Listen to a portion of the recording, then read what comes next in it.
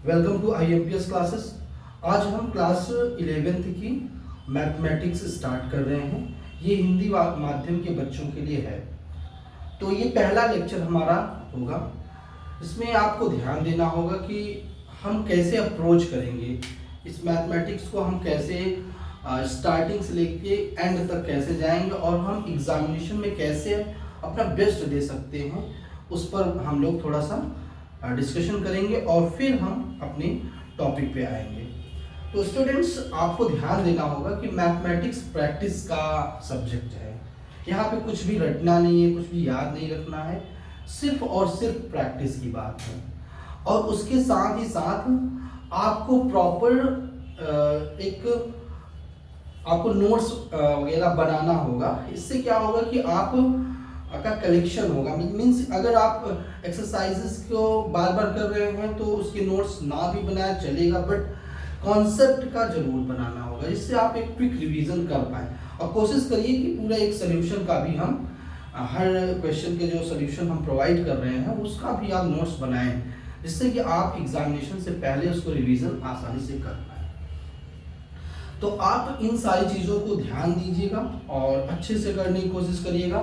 हमारा ये टारगेट रहेगा कि हम चैप्टर्स के कॉन्सेप्ट को हम इस तरीके से आपको नोट करके बताएंगे और उसको आप अपने नोट्स में मेंशन करेंगे। और उसके बाद जब हम एक्सरसाइज पे आएंगे तो वहाँ पे आपको एक्सरसाइज एक एक क्वेश्चन को हम सॉल्व करेंगे। फिर आप क्या करिए, उस क्वेश्चन को समझिए और सॉल्व करिए और फिर उसको दोबारा प्रैक्टिस करिए। अगर नहीं समझ में आया तो फिर से आप वापस देख सकते हैं। आपको ये जो वीडियोस मिलेंगे वो चैनल के प्लेलिस्ट में बना रहेगा। उसमें आप जाके serial wise part two part हम उसमें ले आएंगे। उसमें जो भी वीडियोस हम अपलोड करेंगे तो आप उसको देखेंगे, ठीक है। तो हम विदाउट डिले स्टार्ट करते हैं।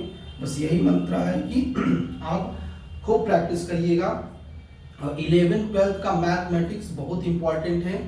ये आपके लाइफ का डिसीजन पॉइंट मतलब है कि अगर आपको मैथ्स अच्छे समझ में आने लगी तो आप आगे जो भी आप कोर्सेज में जाएंगे, चाहे इंजीनियरिंग में जाएं या फिर चाहे BSc करें या फिर किसी और सेक्टर में जाएं, तो आप बिल्कुल कंफर्टेबल रहेंगे। अच्छा आपका परफॉर्मेंस रहेगा, आपका एकेडमिक रिकॉर्ड, आपका कंपटीटिव माइंडसेट, सारी चीज़ें आपके फेवरेबल में रहेंगी। तो प्लीज़ इस चीज़ों को ध्यान रखेंगे। अगर कोई भी डाउट्स हैं तो आप कमेंट सेक्शन में मेंशन करेंगे, हम उसको सॉल्व करने का प्रयास करेंगे। ओके, तो फिर हम आते हैं टॉपिक पे। देखिए टॉपिक क्या, इस चैप्टर जो पहला चैप्टर है उसका नाम है समुच्चय, सेट, ठीक है। और हमने आपको बताया ये क्लास 11th का क्लास होगा। ये हिंदी मीडियम के बच्चों के लिए है और ये मैथ्स NCERT से बेस्ड है, ठीक है। और अध्याय 1 समुच्चय सेट्स के बारे में दिया गया है। तो स्टूडेंट्स, आपको समुच्चय का एक कॉमन मतलब धारणा क्या होगी वो हम बताने की कोशिश करेंगे। आपने देखा होगा कि बहुत जगह कलेक्शन की बात किया जाता है, मतलब समूह की बात किया जाता है। जैसे कि सपोज करिए ताश की गड्डी है, या फिर भीड़ भाड़ इलाका है, या फिर क्रिकेट टीम की एक सेट होता, मतलब एक समूह होता है, फुटबॉल टीम का एक समूह होता है, परिवार के लोगों का एक समूह होता है। तो इस तरीके से जब समूह की बात करने लगते हैं तो वहां पे हम समुच्चय की धारणा प्रस्तुत कर रहे हैं। तो समुच्चय कुछ भी नहीं है, एक समूह है, ठीक है। लेकिन वो समूह क्या होना चाहिए, वेल डिफाइंड होना चाहिए, सुपरिभाषित होना चाहिए, ठीक है। जैसे कि भारत के नदियों का समुच्चय, आपके कक्षा 11 में पढ़ने वाले विद्यार्थियों का मतलब कक्षा 11 में किसी स्कूल पर्टिकुलर विद्यालय में पढ़ने वाले बच्चों का समुच्चय। तो कहने का मतलब है समुच्चय जो होता है परिभाषित होता है। तो हम लोग इसको समझेंगे, ठीक है। तो इसका डिफिनीशन हम लोग देखेंगे और फिर अच्छे से इसको नोट भी करेंगे आप, ठीक है। तो समुच्चय और उनका निरूपण। Sets and their representation. ठीक है, समुच्चय सेट्स क्या होते हैं? देखिए, वस्तुओं के सुपरिभाषित संग्रह, ये बहुत इंपॉर्टेंट टर्म है, ये बहुत इंपॉर्टेंट कह सकते हैं की पॉइंट है। सुपरिभाषित होना चाहिए। आप एक के बारे में, एक अवयव के बारे में आगे हम देखेंगे, अवयव या एलिमेंट किसको कहते हैं, सदस्य किसको कहते हैं, एक के बारे में आपने बता दिया तो हमें पूरा समुच्चय, उस पूरे ग्रुप के बारे में पता चल गया। ठीक है, तो अभी हम उस पर डिस्कशन करेंगे। तो यहाँ पे देखिएगा, समुच्चय क्या होता है, सेट्स क्या होता है, वस्तुओं के सुपरिभाषित संग्रह को हम एक समुच्चय कहते हैं। वस्तुओं के सुपरिभाषित समूह को या संग्रह को हम एक समुच्चय कहते हैं। मतलब कि सेट्स क्या होता है, well defined object, well defined, पूरी तरीके से आप उसको डिफाइन कर सकते हैं। ऐसे जो संग्रह होते हैं, ऐसे जो समूह होते हैं, उनको हम सेट कहते हैं। कुछ उदाहरण के मदद से हम इसको समझेंगे। जैसे ये कुछ डिनोट करने के लिए कुछ हमने अल्फाबेट यूज किया है। जैसे कि कैपिटल एन का इस्तेमाल हम प्राकृतिक संख्याओं के लिए करते हैं। तो कैपिटल एन क्या है, प्राकृतिक संख्याओं का समुच्चय है। तो एन लिख दिया तो 1 से लेके 1 2 3 4 5 6 एंड फाइनाइट तक। तो ये जो समुच्चय होगा उसको कहेंगे हम प्राकृतिक संख्याओं का समुच्चय। इसी प्रकार जेड अगर हम देखें तो ये पूर्णांकों का समुच्चय है। जेड क्या है, पूर्णांकों का समुच्चय है। आई होप आपको पूर्णांक, प्राकृतिक संख्या, रेशनल नंबर, इरेशनल नंबर, ये सारी चीजें आपको पता होगी।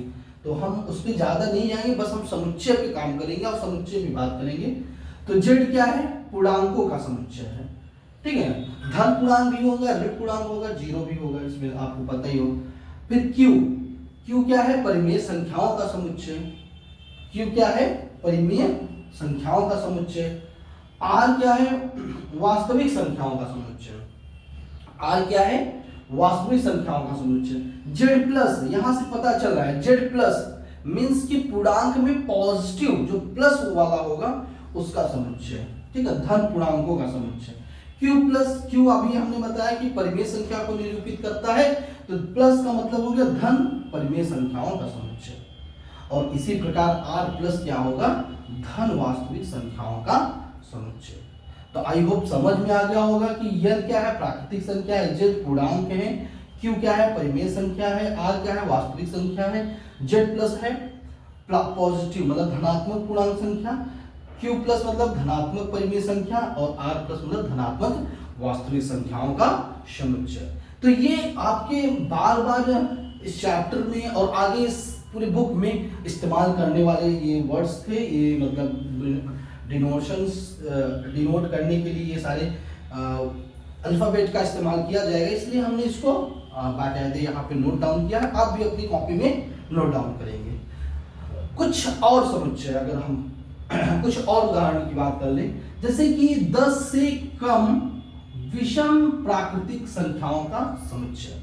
10 से कम विषम, तो पहला विषम क्या है, 1 है, दूसरा 3 5 7 9, इसके 10 से पहले इतने ही आपको विषम संख्याएं, विषम प्राकृतिक संख्याएं मिलेंगी। ठीक है, तो इस तरीके से आप कह सकते हो हाँ ये एक समुच्चय है।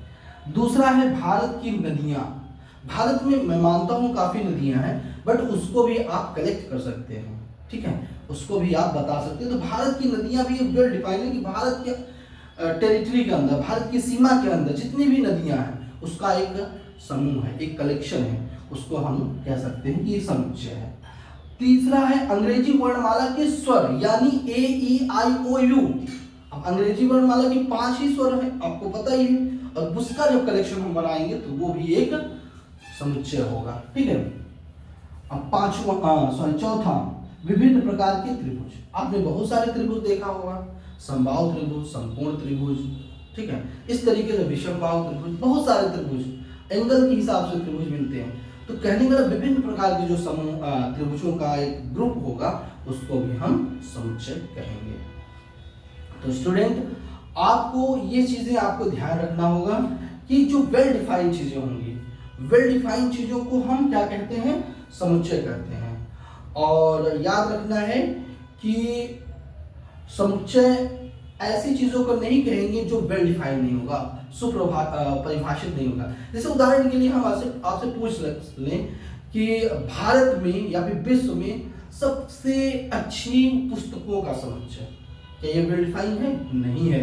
आपके लिए अच्छी पुस्तकें, आपको स्टोरी पसंद है, स्टोरी वाले आपको पसंद आएंगे। किसी बच्चे को मैथमेटिक्स पसंद है तो उसको मैथ्स की बुक अच्छी लगेंगी, किसी को इंग्लिश अच्छी लगती है तो इंग्लिश की बुक्स अच्छी लगेंगी। तो कहने को तो वो वेल डिफाइंड नहीं है। सपोज करिए दूसरा एग्जांपल, भारत में सर्वश्रेष्ठ क्रिकेटर का, तो ऐसा आप सर्वश्रेष्ठ क्रिकेटर, कोई बैटिंग में अच्छा है, कोई बॉलिंग में अच्छा है, कोई दोनों में, कोई फील्डिंग में अच्छा है, तो कह सकते हैं कि उसको वेल डिफाइंड हम नहीं कर सकते। तो ऐसे जो कलेक्शन वो बात करेंगे वो समुच्चय नहीं होंगे। इस बात का भी बिल्कुल आप ध्यान रखेंगे। अच्छा, नेक्स्ट हम कुछ नोट बता रहे हैं, कुछ इंपॉर्टेंट बात बता रहे हैं कि हम समुच्चय लिखेंगे, समुच्चय को परिभाषित हो गया, मतलब समुच्चय हम समझ गए कि क्या होता है, वेल डिफाइंड होता है, परिभाषित होता है। इसके मतलब एक अगर हम टर्म के बारे में समझ लिए तो वो पूरा हम उसके कलेक्शन के बारे में समझ लिए। तो कहने का मतलब यहाँ पे कुछ हम चीजों को ध्यान रखेंगे, जैसे समुच्चय की वस्तुएं या समुच्चय का अवयव या समुच्चय का सदस्य, ये तीनों शब्द इस्तेमाल किए जाते हैं। ये समुच्चय का सदस्य है, या समुच्चय का अवयव है, या समुच्चय का ये वस्तुएं हैं। ठीक है, तो यहाँ तीनों शब्द ये पर्यायवाची शब्द हैं, मतलब इन तीनों का इस्तेमाल किया जा सकता है।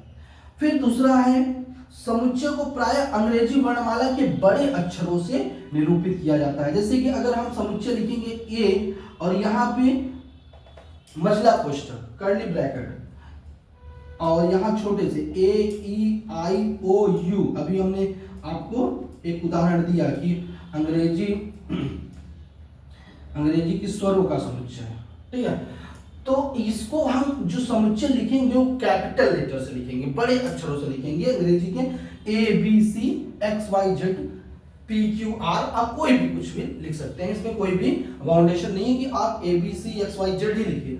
आप कुछ भी 26 लेटर हैं आपके अल्फाबेट में, इंग्लिश अल्फाबेट में, और उसमें आप किसी का इस्तेमाल कर सकते हैं, बशर्ते आपका जो लेटर होना चाहिए कैपिटल होना चाहिए। ओके, नेक्स्ट थर्ड पॉइंट, समुच्चय के अवयव या फिर वस्तुएं या फिर सदस्य, अभी हमने ऊपर ही डिस्कशन किया था, को अंग्रेजी वर्णमाला के छोटे अक्षरों में प्रदर्शित करते हैं, जैसे कि ABC। तो बच्चों आपको एक समझ में आया होगा, सेट्स किसे कहते हैं, वस्तुओं के वेल डिफाइंड मतलब सुपरिभाषित अवयवों को या वस्तुओं के संग्रह को हम लोग समुच्चय कहते हैं। समुच्चय को कई तरीके से मतलब लिख सकते हैं। कुछ हमने एग्जांपल्स दिए और कुछ बातें बताएं कि समुच्चय को कि जो उसमें रहेंगे एलिमेंट्स, उसको हम लोग अवयव कह सकते हैं, सदस्य कह सकते हैं, या वस्तुएं कह सकते हैं।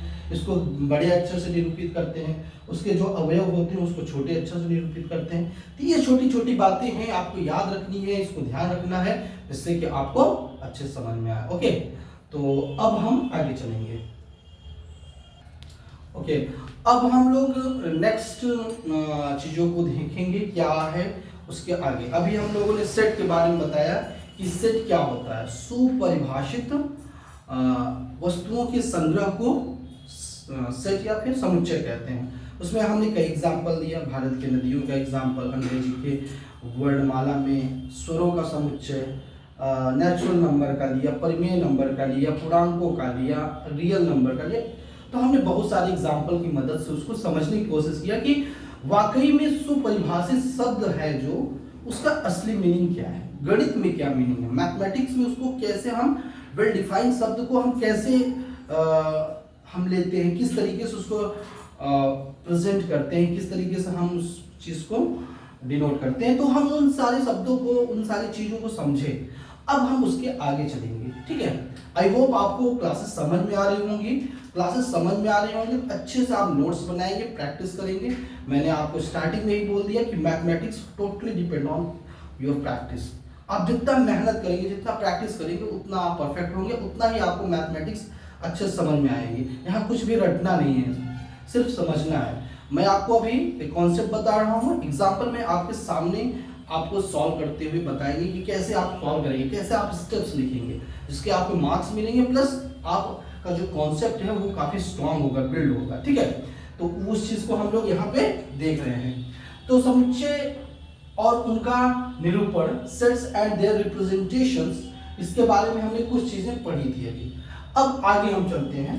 जैसे कि यहाँ समुच्चय मैंने लिखा, समुच्चय ए बराबर AEIOU। याद रखिएगा, समुच्चय को लिखने का तरीका मैंने बताया था कि इसको अगर हम इसका नाम देंगे उस समुच्चय को तो कैपिटल लेटर से, ठीक है, बड़े अक्षरों से, अंग्रेजी वर्णमाला के बड़े अक्षरों से लिखते हैं, उसका नाम दिए कैपिटल ए बराबर मझला कोष्टक बनाए A, E, I, O, U, मझला कोष्टक बंद। ये हम बताने का तात्पर्य ये था कि यहाँ पे AEIOU इस समुच्चय के तो अवयव है, मतलब कि उसमें इसके जो सदस्य हैं, और इसको अलग करने के लिए इस कॉमा का इस्तेमाल किया जा रहा है। किसका इस्तेमाल किया जा रहा है? कॉमा का। याद रखिएगा, कॉमा, यहाँ भी कोई भी चीज बेवजह नहीं लिखी हुई है, सबका अपना मीनिंग है। आप ऐसे लिख दिए AE, अब कॉमा नहीं लगाए, ऐसे लिख दिए AEIOU, ऐसे लिख दिए तो गलत है, ये बिल्कुल समुच्चय नहीं होगा। याद रखना, समुच्चय को डिनोट करने के लिए जो बताया गया कि A, E, I, O, U, और मझला कोष्टक बंद कर देंगे। इस तरीके से जो डिनोशन होता है, इस तरीके से जो डिनोट करेंगे आप, उसको ही हम लोग समुच्चय बोलेंगे। अब यहाँ हम बात करने जा रहे हैं कि समुच्चय तो हमने लिखा और उसके अंदर कुछ अल्फाबेट लिखा, कुछ वर्ड्स, न्यूमेरिक नंबर, संख्याएं लिख सकते हैं, मीन्स कि इस तरीके से हमने उसको प्रेजेंट किया। लेकिन हमारा मकसद ये है कि अगर हम कहें ए समुच्चय, स्मॉल ए समुच्चय कैपिटल ए में है, तो आप कैसे लिखेंगे, तो उसको हम बताएंगे। देखिए यहाँ पे देखिएगा, ए स्मॉल ए समुच्चय कैपिटल ए का एक अवयव है, मतलब कैपिटल ए पूरा समुच्चय है, उसमें स्मॉल ए एक अवयव है। दूसरी बात, इसको हम जो अवयव शब्द है उसको ये शब्द लिख सकते हैं, ए समुच्चय कैपिटल ए में है, ओके।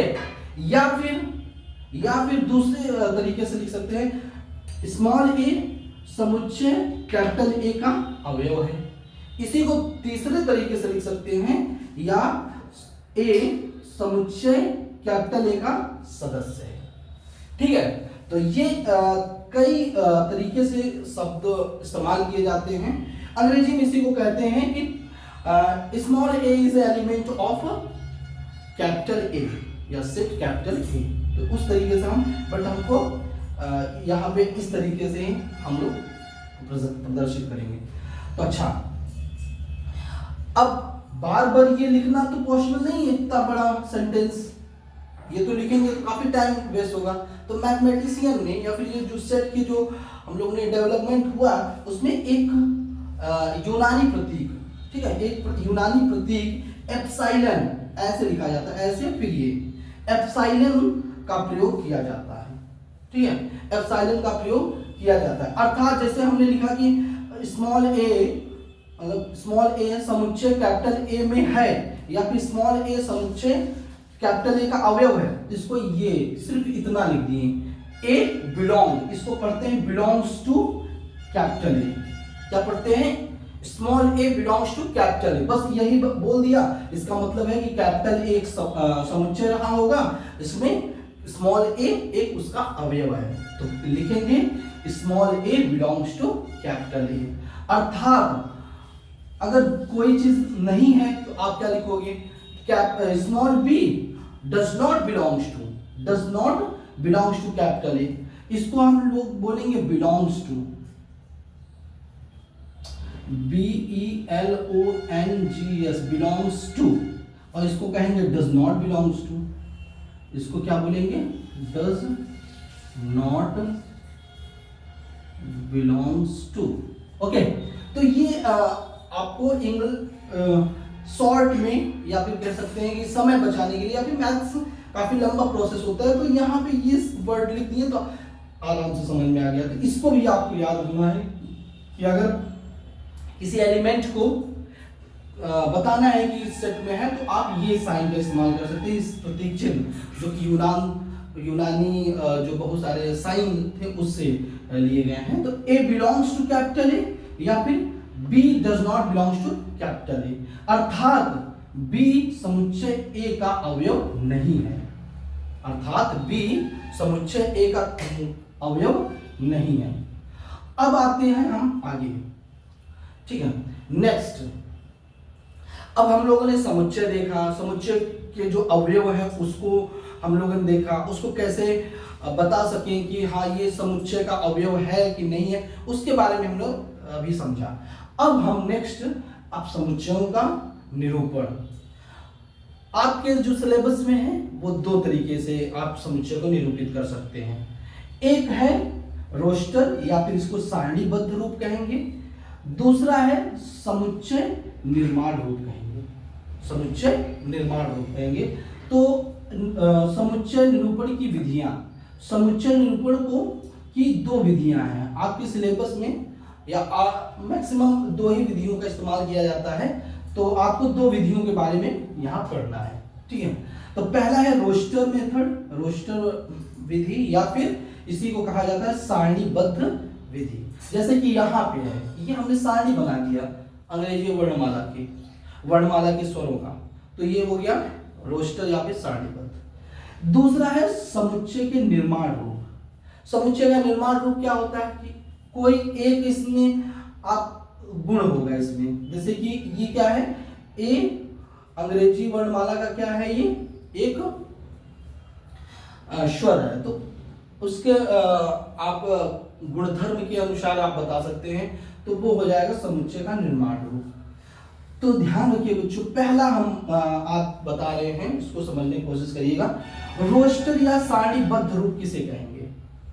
रोस्टर या सारणीबद्ध रूप कहेंगे कि समुच्चय में सभी अवयवों को सूचीबद्ध किया जाता है। जैसे कि अभी हमने यहीं पे देख लीजिए, उदाहरण लिखा हूं मैं, एक वही पिछला एग्जाम्पल ये कि मैंने क्या किया कि ए है और इसमें अवयवों को सूचीबद्ध कर दिया। सूचीबद्ध मतलब एक ही जगह पे सारे अवयव लिख दिए। तो सूचीबद्ध किया जाता है अवयवों को एक दूसरे से, जैसे ए है और ई है, इसको अलग करने के लिए अर्धविराम